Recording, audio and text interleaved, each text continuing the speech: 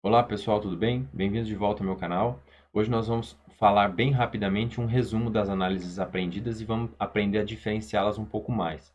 Essa aula também vai servir para homogeneizar o conteúdo e para dizer quais são as principais diferenças entre as análises que vocês aprenderam, para vocês saberem usá-las bem quando vocês tiverem que tomar uma decisão e quando vocês tiverem que analisar um conjunto de dados. Então, fiquem ligados. Eu falei para vocês, na aula anterior, eu estava conversando com vocês sobre um delineamento com múltiplos fatores com 3, 4 ou mais variáveis dentro de um mesmo modelo de regressão múltipla. Vocês também devem ter visto na aula de regressão e na aula de ANOVA que essas duas análises vão retornar ou podem fornecer para vocês um resultado muito parecido com esse aqui, um quadradinho contendo a soma dos quadrados, os graus de liberdade, as médias quadradas, valor de f, valor de p. Beleza. Se eu tiver um modelo de regressão múltipla, eu também vou obter um resultado final, no resultado final, uma tabela como essa aqui, ok? Com graus de liberdade para cada um dos fatores envolvidos, soma dos quadrados, média quadrados e tal. E uma linha contendo informação sobre cada um dos fatores que vocês colocaram dentro da análise de vocês. Além disso, a gente também vai ter informação sobre a variabilidade residual, graus de liberdade, médias quadradas e soma dos quadrados. E também, eventualmente, a gente pode obter informação sobre o total, que é o grau de liberdade total no experimento, mais a soma dos quadrados total, mais as médias quadradas totais.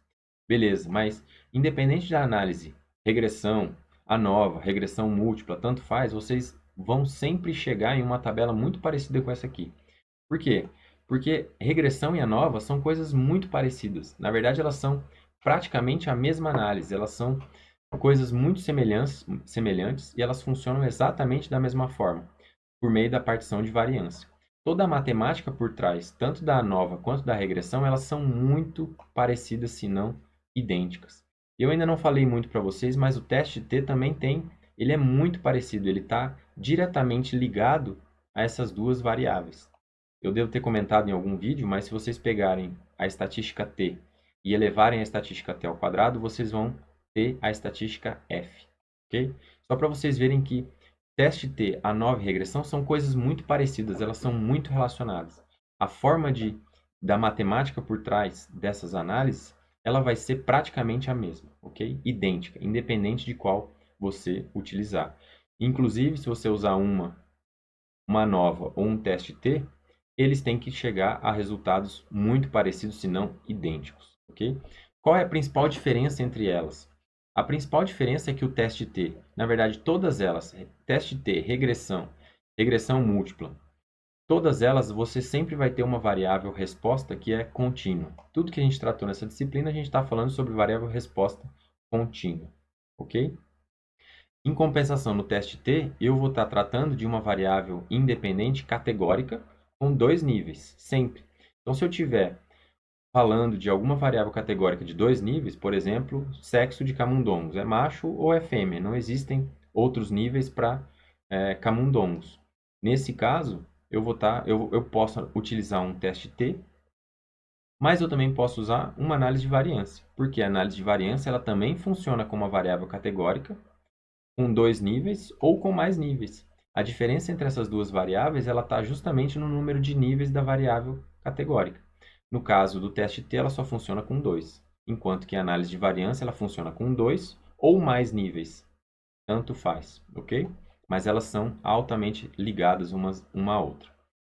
Se eu tiver uma análise de variância, vocês devem ouvir e ler isso em artigos científicos. Eu vou fazer uma análise de variância one way. Quando eu estou falando uma análise de variância one way, eu só tenho uma variável categórica. Eu tenho um preditor categórico no meu, na parte direita da minha equação, ok? Como variável independente. Agora, se eu tiver uma nova two-way, eu tenho não uma, mas duas variáveis categóricas, ok? Cada um com o seu número de níveis. Então, quando eu tenho duas variáveis categóricas, eu estou fazendo basicamente um modelo de regressão múltipla. Mas a única diferença é que na regressão múltipla, eu estou usando sempre que eu estou falando de regressão, eu tenho uma variável contínua, uma variável independente contínua, ok?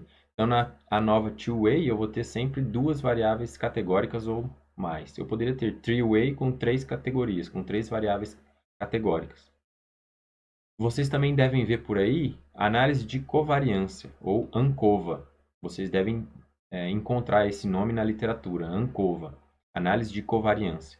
Isso nada mais é do que uma variável resposta contínua, exatamente igual a 9 teste T e regressão, mas dessa vez duas variáveis independentes. Uma delas é categórica e a outra é contínua. Então, notem, ANCOVA é um intermediário de regressão. Enquanto regressão eu tenho variável contínua no eixo Y e variável contínua no eixo X, análise de variância eu vou ter uma variável contínua e uma variável categórica. Em função do número de níveis que eu tiver como variáveis categóricas, eu vou ter um nome diferente. E se eu tiver uma variável categórica e uma variável contínua, eu vou chamar essa análise de uma análise de ANCOVA, ok? O nome muda, mas o funcionamento é exatamente o mesmo. Da mesma forma, se eu tiver um modelo de regressão múltipla com variáveis contínuas, duas ou mais variáveis contínuas, isso é uma regressão múltipla.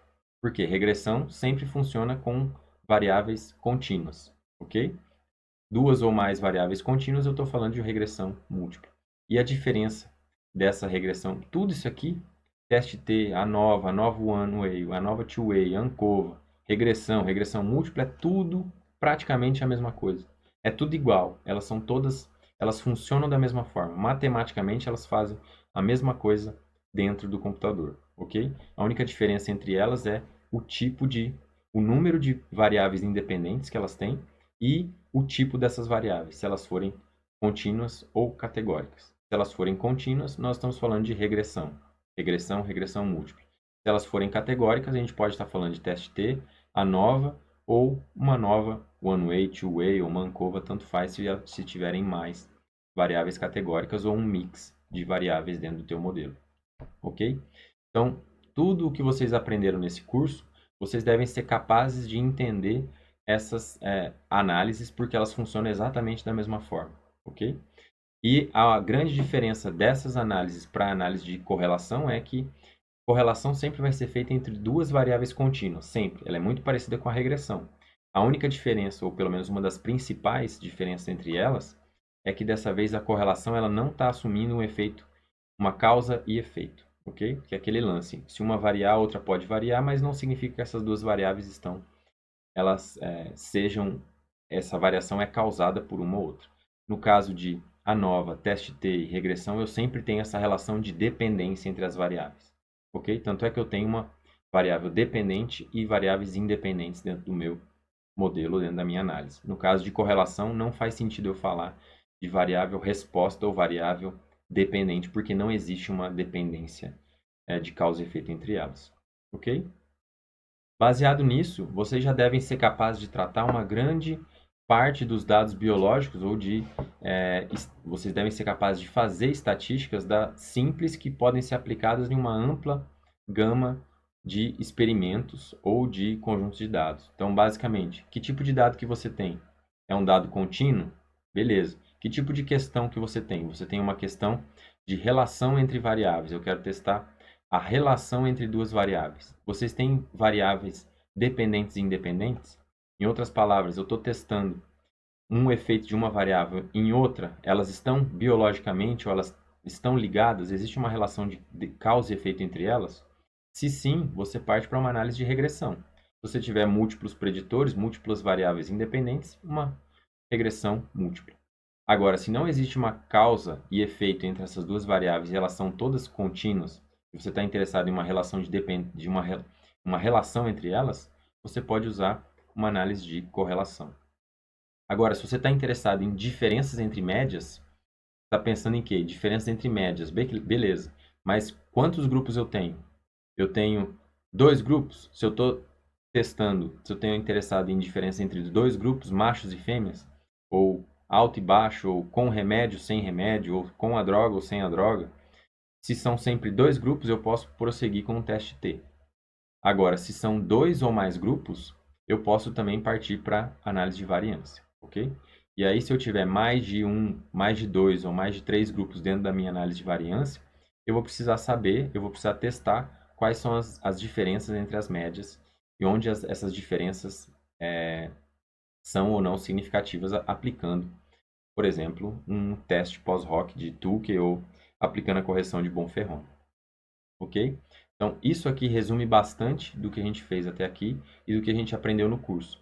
Baseado nessa estrutura simples, nessas 3, 4 análises que vocês aprenderam, vocês devem ser capazes de analisar uma grande quantidade de dados, porque os dados se assemelham muito, pelo menos na área da biologia ou de áreas relacionadas às biológicas, ok?